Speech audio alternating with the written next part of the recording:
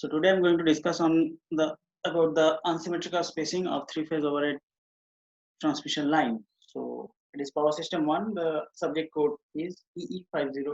So this particular topic or subject is designed for third year electrical engineering student. So now in the last lecture I already discussed about three-phase line and how to find the line inductance of a three-phase overhead line. So here again let me discuss the primary concept regarding the three-phase overhead transmission line. So basically today my topic is unsymmetrical spacing. Find the line inductance of a overhead three-phase unsymmetrical for overhead three-phase unsymmetrical spacing. So for that first we have to find the inductance of conductor A, B and C. So here this is the method. So here we consider three overhead transmission line or conductor that is ABC. The distance between three is given here, D1, D2, D3. So the distance between A to B is D3 and B to C is D1 and A to C is D2.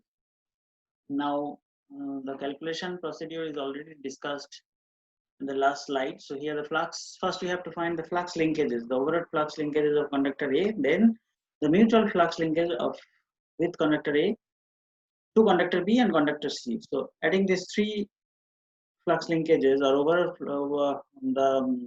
flux linkage, the total flux linkage, we can find the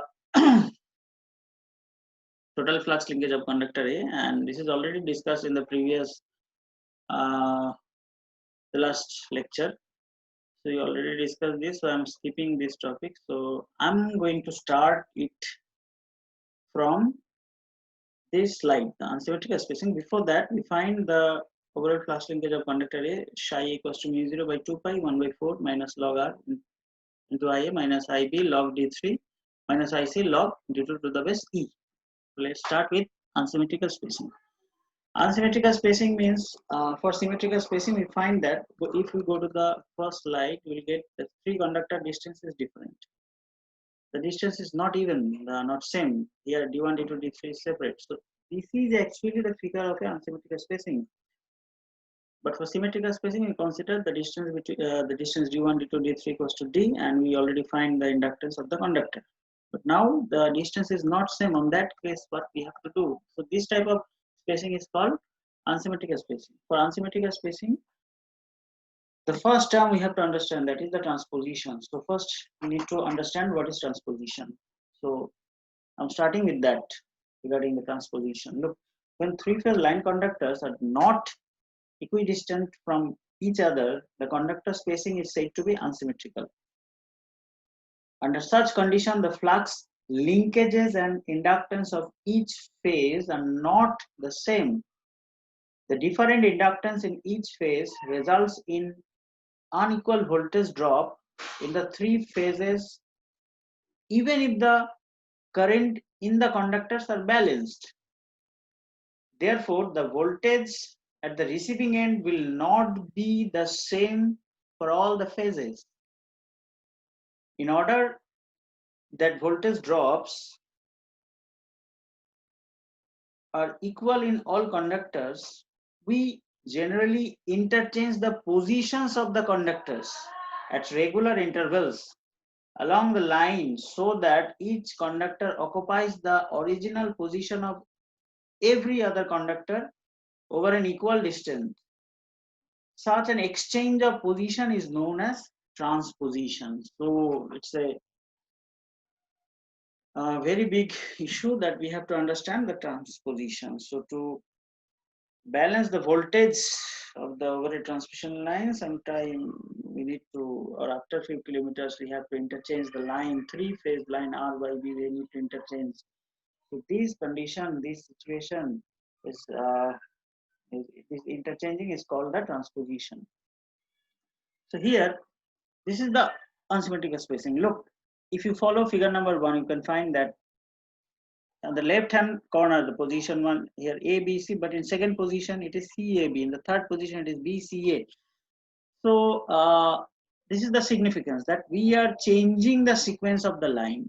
So the left side A is on the top position, but in the middle A is in the middle position. So in this way we interchange the conductor for the stability of the voltage.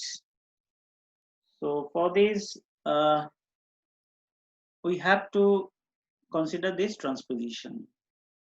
So look, the phase conductors are designated as ABC and the position occupied are number 1 to 3. The effect of transposition is that each conductor has the same average inductance. What is the effect of transposition? Each conductor has the same average inductance. So this is very significant. Look, the first left hand side, the distance between A to B is D3, and the distance between B to C, this is D1, and the distance between A to C is D2. But second position, if you follow, you can find that the distance between A to B is D3, but here A to B distance is D1. So it is changing in all the section. So let's try to understand that first. Now, if we move, in figure 1 shows a three-phase transposed line having unsymmetrical spacing. Let us assume that each of the three sections is 1 meter in length. Let us further assume balance condition. That is, we know that in balance condition, the current which is flowing through conductor A, B, C, the summation of all this current is equal to 0. Let the line currents be, look here we are considering that each of the line is 120 degree apart from each other. So I equals to, if you consider I as our reference, so it is I equals to I into 1 plus J0. IB equals to I into minus 0.5 minus J 0.866, and IC equals to I into minus 0.5 plus J 0.866. So what is actually this? This is we are getting this from the phase sequence 120 degree phase displacement of the property of the current. So if IA is the reference phase, that means IA equals to I angle 0 degree. So from there we find that I into 1 plus J0. That means we know the equation very well, that it is actually I into angle 0, that means cos 0 plus sin 0. So if we put the value of cos 0 sin 0, cos 0 is 1 and sin 0 is 0, so it is simple I into 1 plus J0, and IB, for IB it is minus 120 degree displacement. So cos minus 120 degree minus sin 120 degree. So that means it is minus 0.5 because cos 120 degree goes to minus 0.5 and minus 120 is 0.866, so it is minus J 0. So in the same way we find IC. So this is the value of IA, IB, IC. Now going to the next slide, and we find as proved above, the flux linkages per meter length of the conductor A, that is already proved in the last lecture, and this lecture I also show this, that psi equals to mu0 by 2 pi into 1 by 4 minus log r into IA minus IE log d3 to the base e minus IC log d2 to the base e. Now this is the calculation part for unsymmetrical spacing. It's very easy, putting the value of IA, IB, IC we get. So here we have to put the value of IA, IB and IC. So simply we know that this is the value of IA, IB, IC. To put it here, after putting the value and after solving, finally we get, look, here this is very simple, mu0 by 2 pi into 1 by 4 minus I log r, put the value log r plus 0.5, I log d3 plus j 0.866 log d3 minus 0.5 log d2 minus j 0.866 I log d2. So in this way and then take the summation of all these, and finally simple, with the help of simple calculation we find that psi equals to mu0 by I2 pi into 1 by 4 log root over d2 d3 by r to the base e plus j 0.866 log d3 by d2 to the base e. And then we know that inductance is flux linkage by current flowing through that conductor. So if we are finding the current inductance of conductor A, then if it is La, conductor of the inductance of conductor A, La equals to psi is the flux linkage, psi A by Ia. So it is psi A by I. So we know, we already find this value from here. Psi equals to mu 0 by 2 pi into 1 by 4 log root over d2 d3 by r to the base z plus j 0.866 log d3 d2 to the base z divided by I. So I, so here there is a I, but here there is no I because this I is vanishing. And finally putting the value of mu 0, we know that mu 0 equals to 4 pi 10 to the minus 7.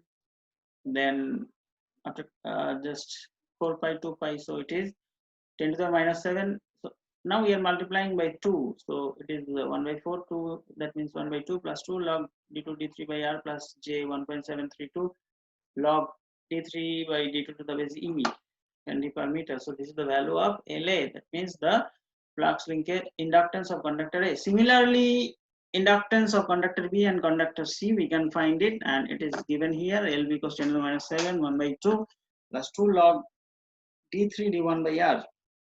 Look, this is very significant. When it is A, the value is d2 d3.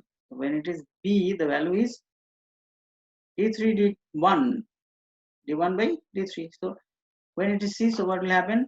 C means 3. So 1, 2 will be there, d2. So 1 by 2 plus 2 log d1 d2 by r to the base e plus j 1.732 log d2 by d1 Henry per meter. So in this way, we can find the inductance of conductor B and C. For unsymmetrical spacing, inductance of each line conductor. So how can we find each line conductor inductance? So it is nothing but we have to sum all the line inductance and we need to divide it by 3 because we are going to find the inductance of each line conductors.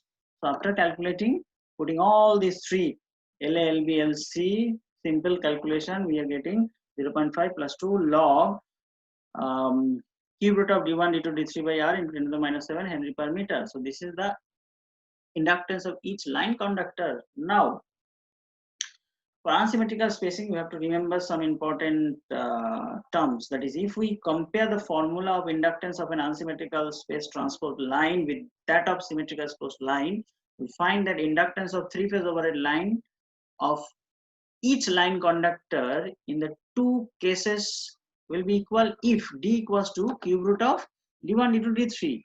The distance d is known as, so what is actually they are trying to say? So they are trying to say that for, look, line of each line conductor, two cases will be equal. So here we find that the inductance of three-phase overhead line of each line conductor in the two cases will be equal. That means d equals to cube root of d1 d2 d3. The distance d is known as equivalent equilateral spacing for unsymmetrical transposed line. So this is very significant. So what is equivalent equilateral spacing? Cube root of d1 d2 d3. So this is the part we have to complete in this chapter. So basically I take all the maximum reference from the book Principle of Power System by V.K. Mehta and Rohit Mehta. And finally, thank you all.